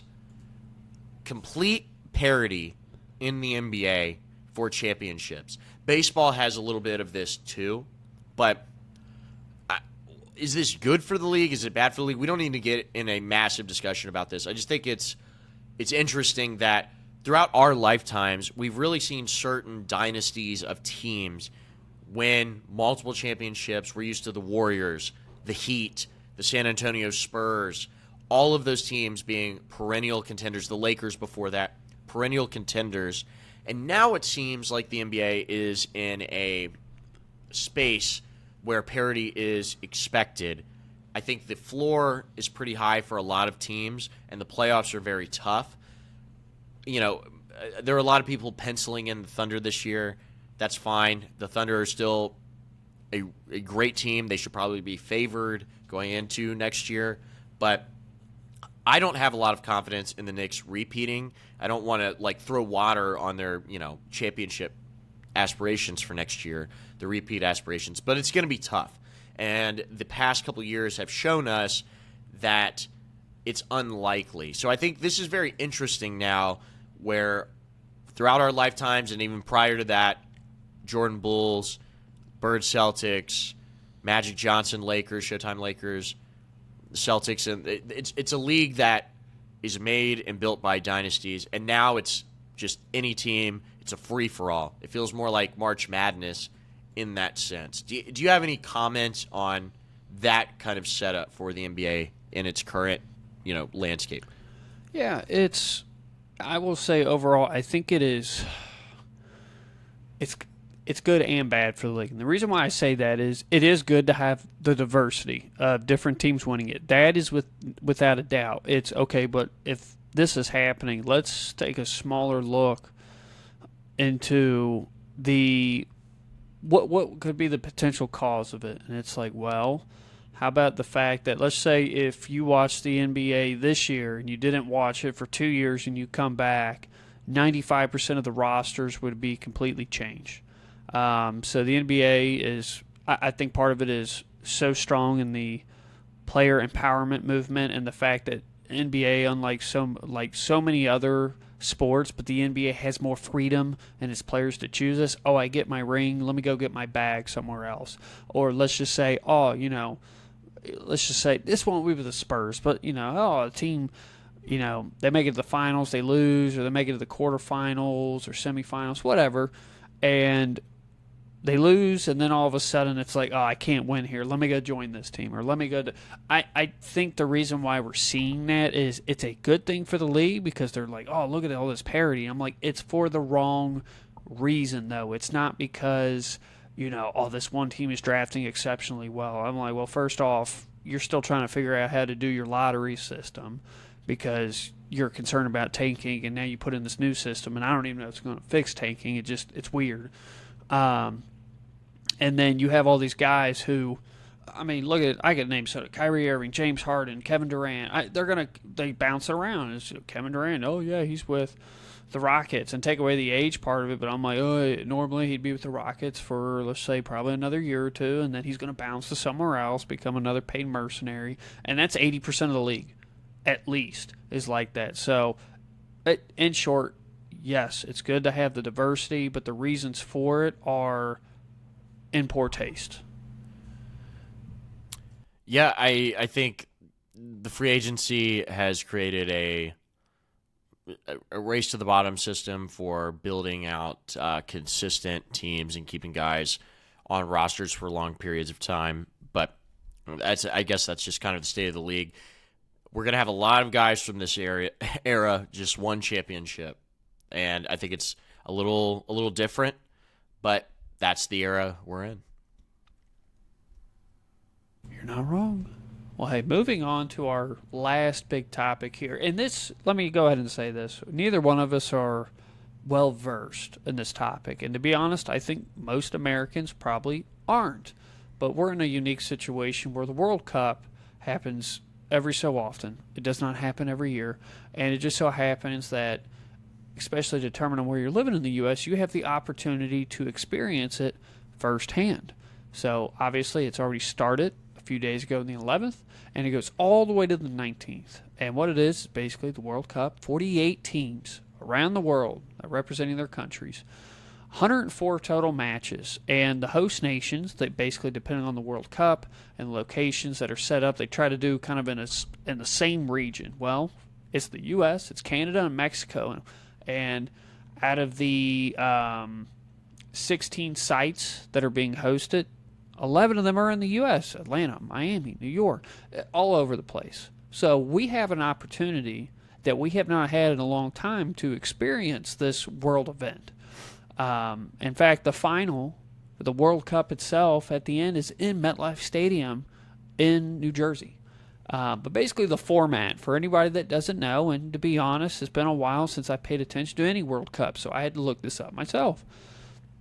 There's 12 groups of 4 teams, and the groups play each other. The top 2 in each group moves on to, let's just say, the true tournament, and the 8 best third-place teams move on to that round of 32, joining that tournament. And it's basically a whole point system in that group of 4. These teams will play each other, and based on a win, a tie, or loss, that's how many points you gain or do not gain. So it's still kicking off pretty early. I am not going to go through every single group. That would take way too long. And to be quite frank with you, more games are waiting to be played in their groups than there have already been played.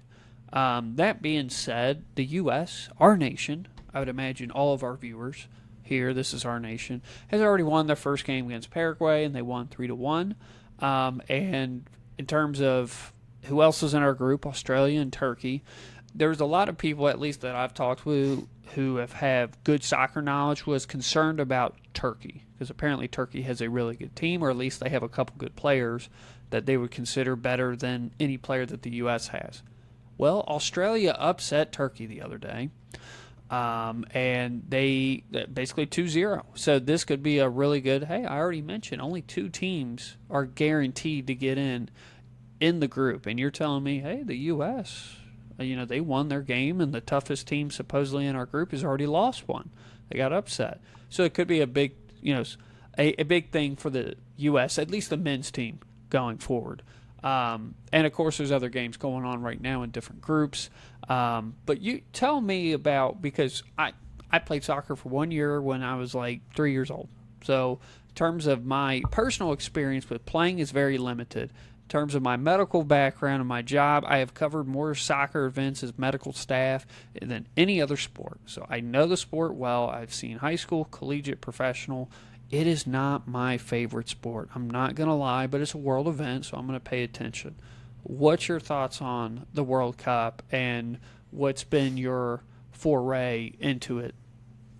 So I've learned really quick, I'm not a soccer guy either, and we are going to refer to this as soccer because we are Americans, because there is one true football, and it's one where you wear helmets and you Damn throw. straight. Absolutely. USA, baby. But anyway, my introduction to the game is from, this is the most American thing ever, playing FIFA. That's how I learned soccer, playing FIFA as a kid. I loved FIFA. Obviously, it's called FC now, I believe, but the video game, that's where I learned all the rules and who a lot of the players were at that period in time. Specifically, the late 2000s is when I started paying attention. I watched the 2010 World Cup and then, kind of went from there. I don't have a team in the Premier League. As a kid, I liked Chelsea, but it was like uber casual, and I did have a t-shirt and stuff, but other than that, that's kind of I'm a U.S. men's national team fan, but I'm more of a casual fan. But with that setting up, I was wondering, kind of in the lead up to this event, because this is a worldwide event. This is a big freaking deal. This is the Super Bowl, if you will, of world international football on a national team stage. There's a lot of nationalistic pride in this event, and it's hyped up every 4 years. It's a massive commercial event.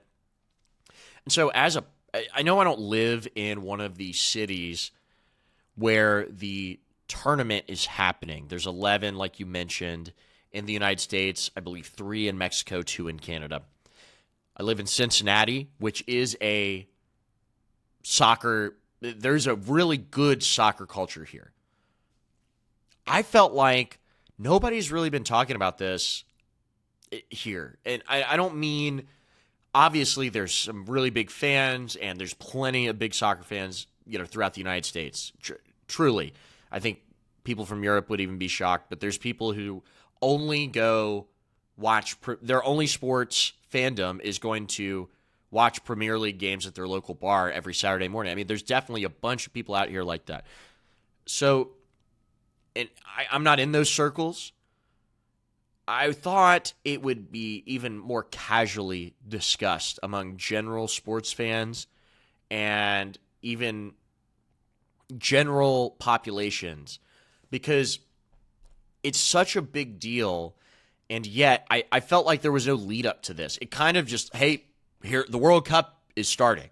Like, no nobody was like, oh, I can't wait for the World Cup, at least from my experience from talking to people. So this is my anecdote, but like nobody was like, oh, the World Cup's coming up soon, or the World Cup's a month away, or, you know, we're getting everything ready for the World Cup. Like, let's have this party, that, you know, this, that, and the third. It just felt like it was flying under the radar. And I know there was some depressed expectations for it because of the political situation in the United States right now. There's been a lot of criticism from people inside of the United States, Canada, Mexico, whatever, and also in Europe and across the globe of, you know, the Trump administration and how their leadership would impact the tournament. And I think so far, from what I've experienced, it seems to be going fairly well, although there's still some criticisms people have of the tournament. Part of some of the criticisms have been the exorbitant cost for a lot of fans. Tickets are very, very, very expensive. I'm sure they're even more expensive if you're coming from overseas because you have to buy a flight, you have to book hotels. Public transit in the United States leaves a lot to be desired, so it's not easy to get to some of these stadiums. It's also pretty hot, and, you know, we all know about concessions at these games too, which are fairly expensive in their own right. So the cost has been pretty insane before the tournament and even during the tournament now. There's also been, you know, concerns about the travel because generally you hear this a lot about college football. The classic example is USC and UCLA being in the Big Ten with Rutgers, who is also in the Big Ten. Rutgers is in New Jersey, and imagine the USC Trojans, which this has happened before, flying across the country to play a regular season football game against Rutgers in New Jersey. I mean, that's a massive logistical feat in its own right. There's teams who will play in Dallas and then travel to Los Angeles. There's people who will, you know, play in Canada and then go play maybe in like Atlanta or something like that. So it's there's a lot of distance to be covered. And if they pull this off, even though people talk, you know, a lot of smack about the United States on the transit part of it, I think this is a logistical win in a certain sense because of the broad swaths of land that have to be covered. South Africa is a fairly big country, like as far as total area. Other countries that have hosted the World Cup, Brazil, you know, you have kind of a similar situation in Brazil, and they pulled it off pretty well. And then I believe there's a World Cup in Korea, and there was one in Germany. So Qatar, very small country, a little more condensed, not as far of distances to travel. But the United States is a massive, massive, massive country, and so is Canada, and so is Mexico. Both of them are very large countries too. Obviously, Canada, I think, is more land area than the United States. So that's been kind of a talking point. The other thing, and this is probably the most American thing ever, is the commercialization and the corporate influence within this World Cup. I think, look, guys, we're having a World Cup in the United States of America, the king of capitalism. I am not shocked whatsoever that this is the most commercial World Cup of all time, and it is a commercial event. People think that corporatism is kind of overtaking the kind of taking some out of the spirit of the game. Also, the Trump administration and their kind of, you know, dealings in, you know, what some might say political corruption and dealings with the business community, whatever. I'm not saying that. That's what they're saying.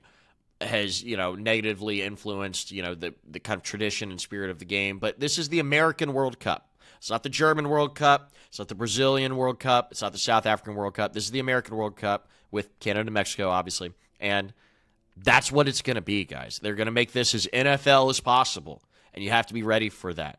And I don't discount that this is, you know, kind of waning away the tradition of some of the aspects of the game and the event, but that's just is what it is. And FIFA itself has been getting a lot of criticism, and probably rightfully so, for their, you know, focus on, you know, money and everything.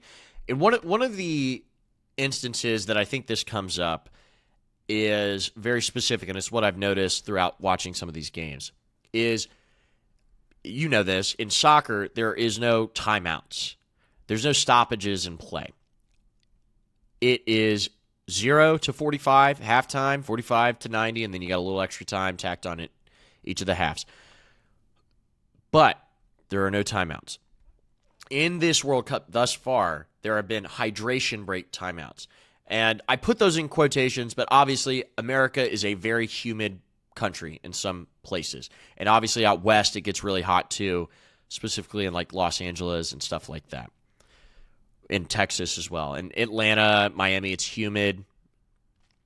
I think there is a scientific and safety reason why they are doing these hydration breaks, which usually happen, in certain points of the game because it gets too humid, it hits a level, whatever, and they have to take a required hydration break. But it feels like, as an American sports fan, it is just a glorified commercial break because they cut from the game and they go do this like hydration break commercials, and you're forced to watch commercials. And one of the things that is actually good about soccer is you're not forced to sit through a bunch of commercials. Yeah, you're going to see ads on the jerseys, you're going to see ads on the sidelines and throughout the stadium, but it's not like we're stopping action and we're going to give you some advertisements.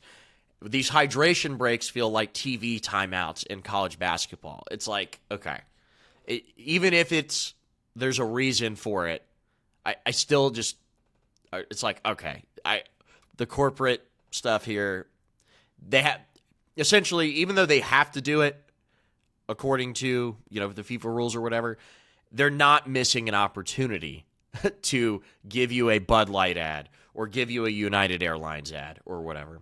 And then the last kind of thing, I'm not going to get into politics, but there's been the story about the Somalian ref that was not let into the country, and then you have Donald Trump kind of looming over this big worldwide event. America's in a war with Iran right now. Iran is in this tournament.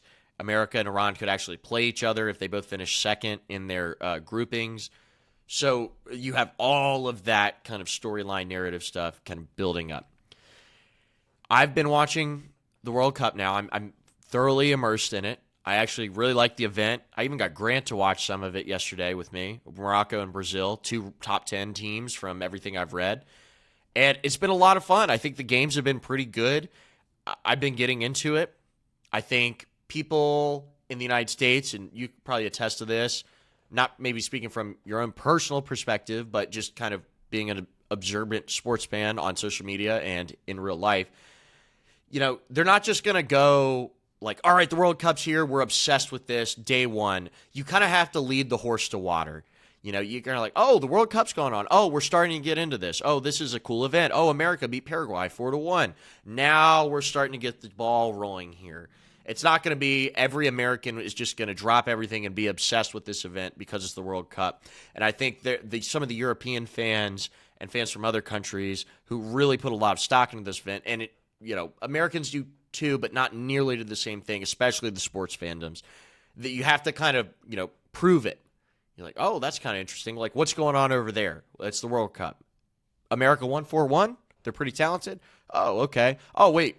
Brazil's pretty good. Morocco's pretty good. France is pretty good. Oh, let me watch this. Oh, yeah, Messi. He plays in the U.S. He came to Cincinnati a couple years ago. He's still playing. Oh, crap. Oh, Ronaldo's in this. I know them. That's what, that's getting the ball rolling. Americans were never going to drop everything and obsess over the World Cup for 2 years because they're the host nation. That was never going to happen. Even if Donald Trump wasn't the president, I still feel like that wasn't going to happen. And it's probably going to be the same way when the U.S. hosts Los Angeles hosts the Olympics in 2028. So, to kind of talk about the games a little bit, and I'll specifically mention the United States-Paraguay game as a casual U.S. men's national team fan and somebody who casually follows them over the years. I don't watch a lot of international friendlies. I primarily watch them at the World Cup, but I do know generally who's on the team. I think we have a pretty good team, and I was cautiously optimistic, but have watched the United States team at multiple World Cups now. So they always kind of they play hard, but they don't play pretty soccer. And they kind of always underperform to a certain extent, but they can give certain really good teams kind of some trouble. The Belgium game was the one that Tim Howard went Super Saiyan mode, I believe, in the 2014 World Cup. We all remember that, and Belgium was a really, really good team, and we pushed them to the limit. We honestly could have won that game if MLS striker Chris Wondolowski chips in a shot in front of the goal late in the game.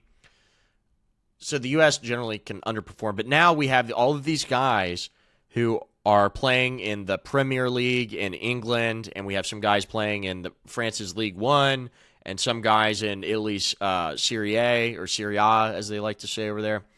So on some really good teams, and they go out there and play Paraguay in South America. They don't play in South America, but South American nation, and they beat them 4-1. They don't just beat them, they blow them out. The first goal was an own goal by Paraguay, bounced off a guy's shin, goes into goal, whatever. From there, I mean, they utterly dominated, and it's exciting because America's in a very winnable group with Australia and Turkey. They should, I'm not going to put all my eggs in the basket, but they should be favored to win those games handily. They're going to be tough contests, it seems like, but they should win those games if they play hard and play right and play good, and everything goes to the plan. From there, I think you're kind of playing with house money. You're going to play a third-place team in the larger bracket stage. Then you get to the round of 16. That's when it gets tough. You could pull a tough opponent. But I thought the United States national team's performance in Game 1 kind of light bulb went off for a lot of people. And I think next Friday when they play, everybody's going to be kind of excited. So I'm really enjoying the event thus far. And the last thing, and I'll let you in on this, I promise, because I know you're going to have some comments about this too, and this is something that you're familiar with as an NFL fan. We've seen a lot on Twitter, specifically from Europeans, both good and bad. So the first thing I want to comment on is British football, soccer football fans, talking shit about the United States stadiums. And I got to tell you, you guys got to can it, brother. I know you have these really cool neighborhood stadiums, and there are very historic venues. You have Old Trafford and Stamford Bridge where Chelsea plays, and these places are great, and Tottenham's got a new stadium, and that's fine. But guys, I'm going to be completely honest. I know there's a lot of history. We have Wrigley Field here too, bro. We have Fenway Park here too. We have old stadiums. Our NFL stadiums shit on yours, dog. No cap. They shit on yours. I don't care if there's a parking lot around it or not. The American experience going to these games is completely different than the way, British people or Europeans treat their thing, okay? And that's fine. It's different. But you cannot tell me, dude, you can't look, and I know they're big corporate monstrosities. People say, you cannot tell me AT&T Stadium in Dallas, SoFi Stadium. Yeah, you can make the conversation about MetLife, fine, bro. What are we talking about, guys? They have no character, dude. SoFi shits on every single. That's the greatest stadium in the world. I don't care. And you want to talk about history and all of this, let's just gloss over all of the amazing college football stadiums that they're not even playing at in this event. That if this event was held in 1970, all of those venues would be hosting these kind of games, and probably not NFL stadiums. But, I mean, sure, they didn't play at Soldier Field. Atlanta's stadium is better than every European soccer stadium, like where the Falcons play. It just is. I will not hear arguments because you guys throw up flags. We do that here too, bro. It doesn't mean the same thing, but FC Cincinnati does that too. You can call it a LARP, you can call it whatever, okay? Our stadiums are just superior objectively. We have high school stadiums that are better than some European professional league stadiums in top leagues, mind you. So, and the Canadian stadiums are a little different because they have BC out there in Vancouver. That one's a little older, and then they have the Toronto Stadium. Toronto doesn't have a very large. They don't have an NFL team. They don't have a big. Their MLS stadium is hosting it, so it's a little scaled down venue. And then Mexico has awesome stadiums too. So all of us combined, I mean, what are we even talking about? Qatar built their stadiums and Brazil built theirs. Dude, America was made to host the World Cup. I mean, you're talking about 65K plus people in all of these arenas. Mercedes-Benz, Hard Rock, Levi Stadium, Lumen Field in Seattle, which is really, really good. Arrowhead Stadium, one of the last stadiums in the world. I don't want to hear anything from Brits or Europeans about how our stadiums don't have any culture. We handpicked the most corporate stadiums for this event. Our stadium shit on yours, period, point blank, zip it. All right, second, I want to talk about the positive side. I like the German guy on Twitter with an open mind going throughout the United States and like, this is kind of cool. I feel like a lot of Europeans, even though I just excoriated the stadium thing, that's more of a sports talking point. I don't hate any of you guys, but you're totally wrong about the stadium comments.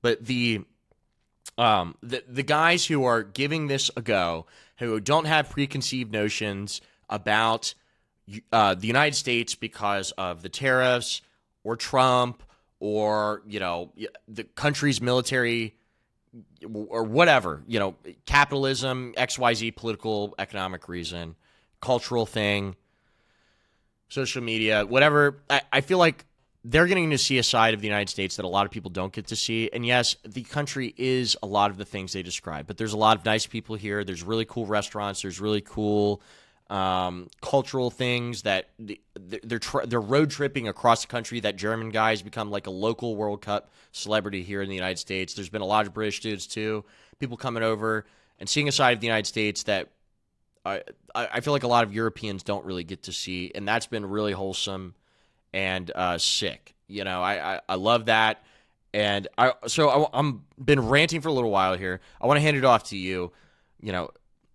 As far as the stadium thing, what's your thoughts on that? And then what's been your thoughts on the Europeans commenting on this, either positively or negatively?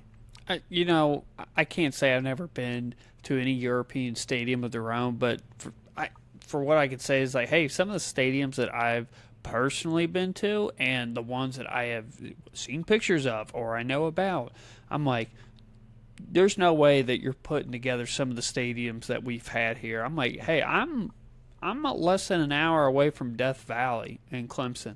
That's a damn nice stadium, and that's college football right there. I've been to Carolina Panthers at U.S. Bank with their stadium. That's a fantastic stadium, and that's not even a top 10 stadium. It blows Cincinnati's stadium out of the water. Like, if you ever come down, you got to check out the Panther Stadium. It is pretty dope with how they got everything set up. But, I mean, even South Carolina, the Gamecocks, their stadium is phenomenal, too, just the appearance on the outside. But like you said, Mercedes-Benz Stadium, I'm like, are you kidding me?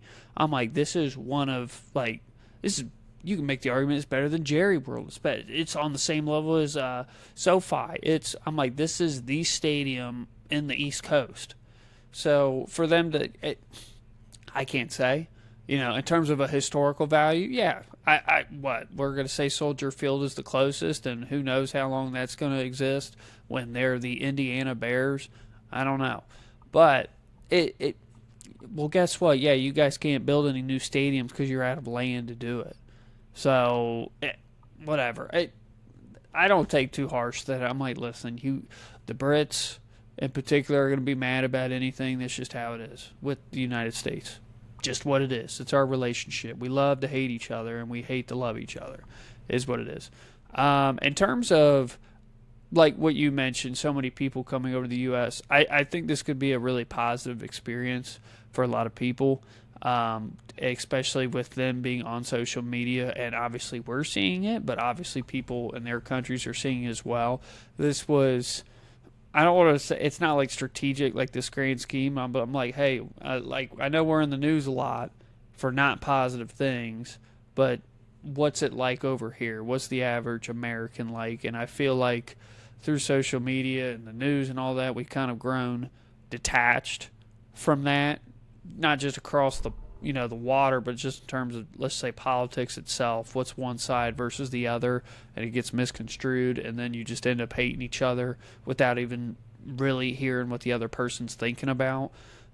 So I think that's a wonderful experience. And it's also good for the U.S. economy, the fact that we're having all these people come over here. And it's a world event. And then we get the Olympics coming up here soon. So, it's our time to shine. The cities are going to put on their best.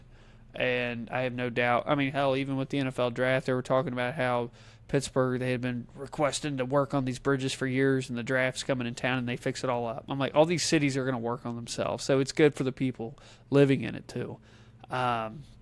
Just in terms of, like I said, I'm not hugely knowledgeable on some of these teams and what some of these rosters come. Like, some of these are obvious, like, oh, Ronaldo plays for Portugal. Like, yeah, I know that part. But in terms of, I don't know if you've looked at the betting odds just to see who's favored coming to this World Cup here. So leading off, as of right now, it's France, 9-2 odds, followed by Spain, 23-5, England, 15-2, Portugal, 8-1, Argentina, 10-1, Brazil, 12-1, Germany, 14-1, Netherlands, 18-1, and then it kind of trickles down there where most teams at this point are either 40-1, 50-1, or lower odds. The U.S. is sitting at 40-1 odds. So, and anybody that I've talked to that's been into soccer, the people that get up on Saturday morning to watch the Premier League, it seems like they're a little bit leaning towards France, which I can understand. I saw one of the few soccer matches that I have seen was PSG and their win against Arsenal, and getting to see some of those other leagues as well be playing. But at this point, it is kind of like what you said. I think you summarized it best, where most Americans, it kind of came up on us, came up on me. But it's one of those where it's, oh, yeah, your foot in the door. What's going on over here? Oh, we're hosting it in Atlanta, or the World Cup is an hour away. For me, the World Cup's Atlanta's only 2 hours away. I don't know. I definitely, I don't know if I'm going to be able to afford it, but I'm like, hey, if I get the chance, I'm not going to say no to go witness some history. We don't get to host this very often. I think the last time we got to host it was like in the 90s. So it's been a long time. But to that point is that, this is really cool. What's going on? Oh, the U.S. wins. Well, let's check this out. Like you said, we do have a favorable group. So we can come out and then, like you said, with the storylines. What if, some other team finishes the same spot that we do and we have to play them? It is, I think it will garner more traction. I think part of it is that only so many games have played. The U.S. has played, obviously. But to be honest, just in terms of, who has played and who has not, we still haven't seen the best of the best really come out to play. Germany just played. I mean, they mopped the floor. They won 7-1. That's insane for soccer. And they won that today. And there's so many games coming up. I believe, I don't know if Japan and the Netherlands are playing right now. That's probably a really good match. Or they tied. They already tied. Never mind, I lied. But there's just some really, really good teams that to be played. And I think as it progresses, and hey, the finals are done. That's the big thing. And then I can say this down here in the Carolinas, guess what? NHL's still going on. They're on game 5 right now, and it could end. No, they're done with game 5. It could end with game 6, I believe, maybe tonight. If I'm incorrect, yeah, I believe they're playing tonight. So we're going to have 2 major sports done within 7 days of each other. And so what do we have at this point? We have golf, and we don't have the U.S. Open for another couple weekends. We have World Cup, NASCAR, and regular season baseball, essentially. Regular season baseball. Getting to the dog days of the baseball season.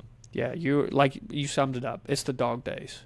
All right, it's not getting close to, the playoff race. You're well past spring.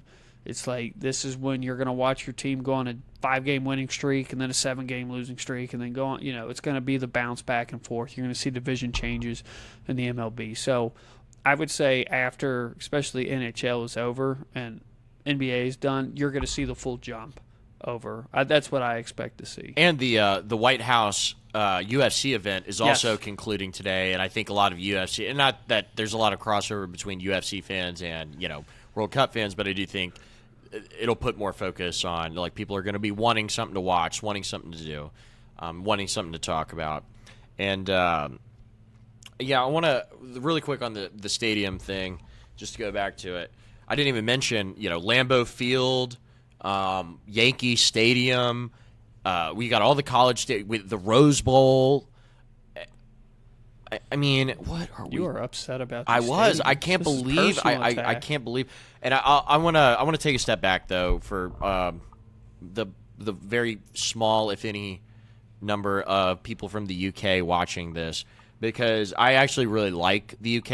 I famously have always felt that and have said there's really, and I want to caveat this by saying I'll travel anywhere in the world. I like to travel places, but there's really only two countries I've ever wanted to go to, like actual two countries: Japan, which I'm going to later this year, and the UK. Specifically England, although I think Scotland and Northern Ireland, and I know Ireland isn't in the UK, but it's next to it, so I'll throw that in there too. Those are really the places I've wanted to go. Two countries. So I like the UK. I like British YouTubers and British entertainment, British TV shows.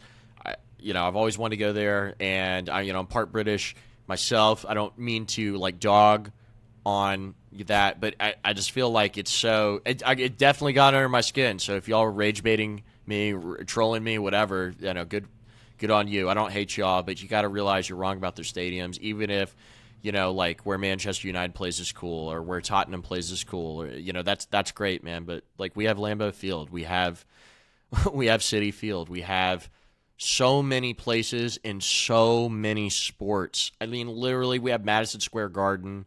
We have arenas, and all our college stuff is insane.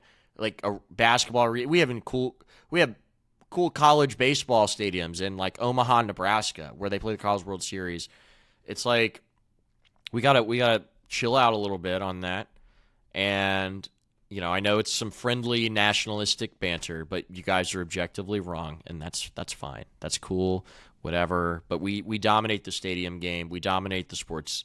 We just do, because that's all we do. We care about that over here, and I know you guys do too. But you guys aren't. We're across the board. So anyway, I just wanted to say that keep our names out of your filthy mouths. So. I guess I'll conclude this with picking my champion of the World Cup. So I watched Brazil and Morocco the other day, and I was rooting for Morocco, although I have no issues with Brazil. It would have been totally cool with Brazil winning that game. Both teams are very interesting. I just thought it'd be more fun if Morocco won, although I do know that team's been a little controversial over the past year from what happened at the African Cup. I don't know if I'm saying that event right, but I was told that there's some shenanigans that went on at the end of the game between Morocco and Senegal. And Senegal is also in the World Cup and is a pretty good team as well. So if I had to pick a team, I would say I think France is going to win. I hate to admit that, but it seems like France has a really good team, really deep team. They got guys on the bench who are just nasty from what people tell me. I will also, I know I just excoriated England, okay? I'll say that. And I will preface this. I'll just go into it. I do not want England to win the World Cup on America's 250th anniversary. I do not want that.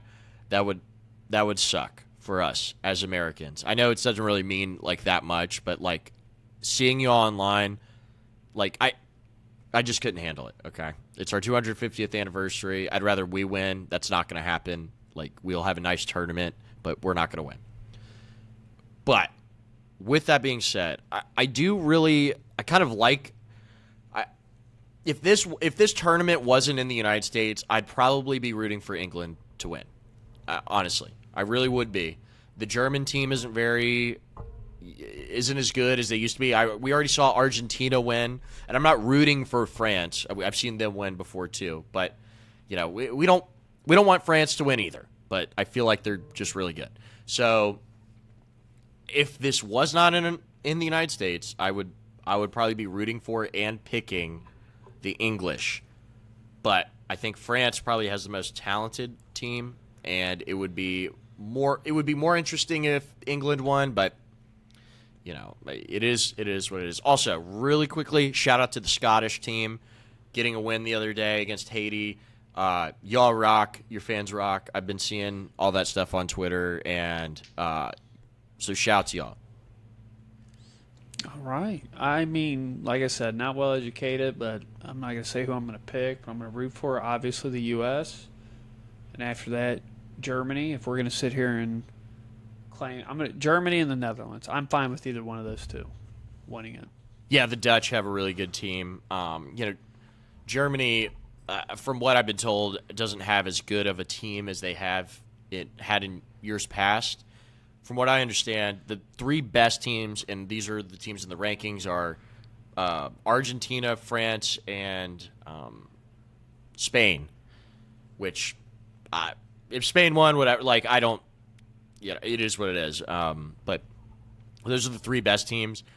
If I had to pick a dark horse, I'm going with us, actually, although I know Japan and Korea have been popular picks as a dark horse. I mean, I don't know if you could consider Morocco a dark horse because they're pretty highly rated. You throw Senegal in there, but if a dark horse team is the U.S., I like France to win if I was betting on it. Emotionally, I would like England to win, but for the stated reasons for American patriotism, I cannot in good conscience do that.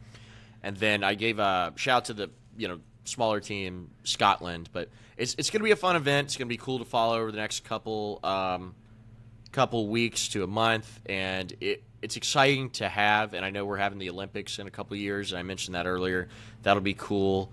But yeah, that's really all I have. Go USA.